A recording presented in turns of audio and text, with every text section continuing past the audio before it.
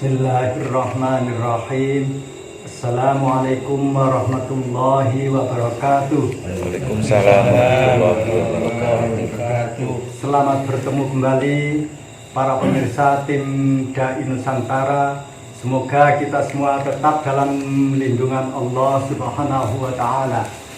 Di sini kami seperti biasa ditemani oleh beliau narasumber kita, yaitu Ki Ageng Mageti.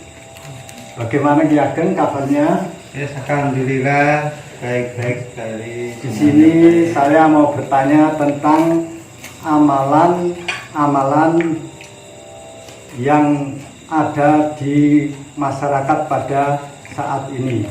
Di antaranya yaitu apa akibatnya mengamalkan amalan yang tidak bersanad kepada Rasulullah SAW ketika menghadapi sakaratul maut. Monggo waktu dan tempat saya persilakan. Assalamualaikum warahmatullahi wabarakatuh. Waalaikumsalam warahmatullahi wabarakatuh. Alhamdulillah sekarang saat ini kita dalam keadaan selamat, dalam keadaan sehat walafiat. Semoga perjalanan kita, konten-konten kita yang kita bikin ini mudah-mudahan bermanfaat untuk khalayak ramai, khususnya tim Dai Nusantara. Sekarang saya akan menjawab tentang amalan yang tidak bersanad pada Rasulullah SAW. Saat ini yang sudah berkembang, sudah mendarah daging di negeri kita, terutama di tanah Jawa, umumnya di Nusantara, dan umumnya lagi seluruh dunia. Jadi saya sangat memprihatinkan keadaan umat Rasulullah yang saat ini. Saya sangat prihatin karena amalan-amalan yang mudah diremehkan atau mudah digunakan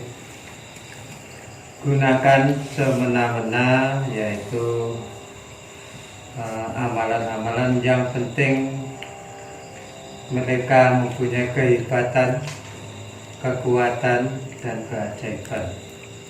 Banyak rata-rata orang itu hanya menginginkan 3 unsur tadi.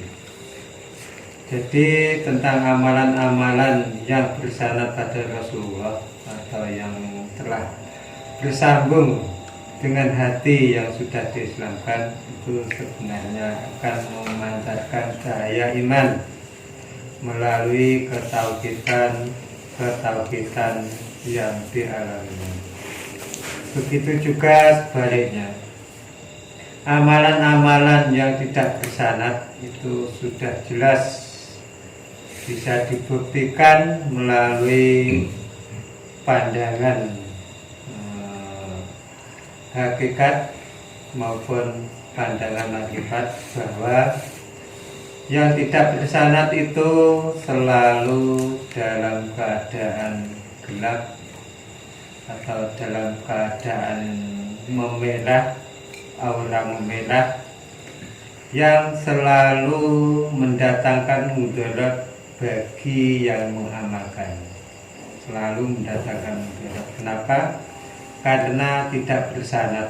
Ibarat air di dalam gelas itu tepat pada gelasnya, atau di dalam gelas itu memang isinya banyak. Tapi kalau amalan-amalan itu tidak tepat pada di dalam gelas, dia akan melekat di gelasnya saja. Itu satu contoh.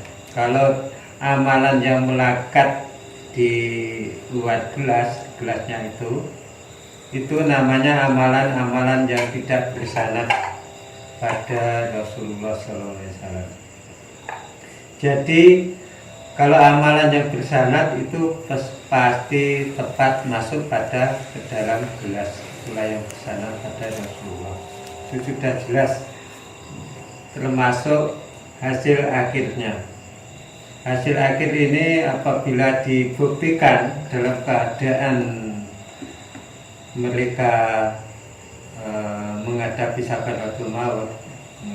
Dalam sakaratul maut ini saya terangkan kejelasan dalam pandangan hakikat, pandangan makrifat itu nampak jelas di dalam tubuhnya yang akan keluar itu apa, yang bertahan itu apa. Nah, ini akan menjadi hambatan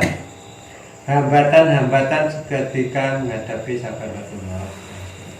Jadi amalan yang tidak bersanad itu selalu dalam lingkup kegelapan, itu sudah jelas. Kalau amalan yang bersanad itu pasti dalam lingkup ketenangan, dalam keadaan terang. Dalam menghadapi sakaratul maut itu pasti dia menerima dengan tenang, dengan mudah. Dia akan keluar, roh itu keluar dari tubuhnya itu dengan mudah.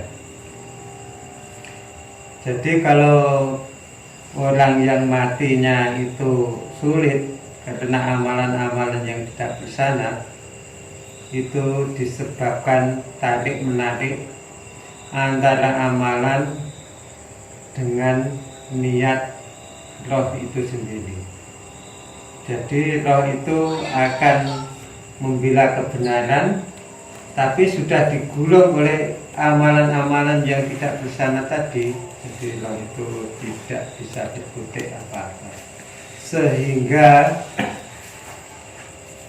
roh yang tidak bisa berkutik itu akan keluar dari tubuh pun sulit. Kadang-kadang dia mengalami kesakitan yang tidak begitu kesakitan itu biasa dalam keadaan lama, juga dalam keadaan sulit untuk menghadapi kematian. Jadi intinya amalan yang bersanad itu dengan tenang, dengan mudah saat menghadapi sakaratul maut. Itu sudah jelas intinya seperti itu. Yang kedua kali, amalan yang tidak bersanad itu saat menghadapi sakaratul maut itu sudah jelas dalam kesulitan, dalam kesakitan, dalam hidupnya pun tidak akan membawa ketenangan. Yang ada hanya nafsu duniawi. Itulah yang menyebabkan sakaratul maut tidak bisa dengan mudah, tidak bisa keluar dengan baik. Jadi penghalang-penghalangnya adalah seperti itu. Jadi kalau bersanad itu mudah dia dengan keluar karena apa, membawa cahaya iman. Tapi kalau tidak bersanad itu banyak godaan maupun banyak halangan-halangan yang dihadapinya. Itu dari kami. Jadi kami nanti akan mengupas tentang kedudukan amalan-amalan yang harus kita jelaskan. Sekian dari kami, mudah-mudahan mudah dipahami, mudah diresapi, mudah dirasakan, dan apabila ada yang kurang paham boleh komen-komen di bawah. Dengan Anda sopan, kami pun segan. Sekian dari kami. Assalamualaikum warahmatullahi wabarakatuh. Waalaikumsalam warahmatullahi wabarakatuh. Jaya Nusantara. Jaya, jaya, jaya.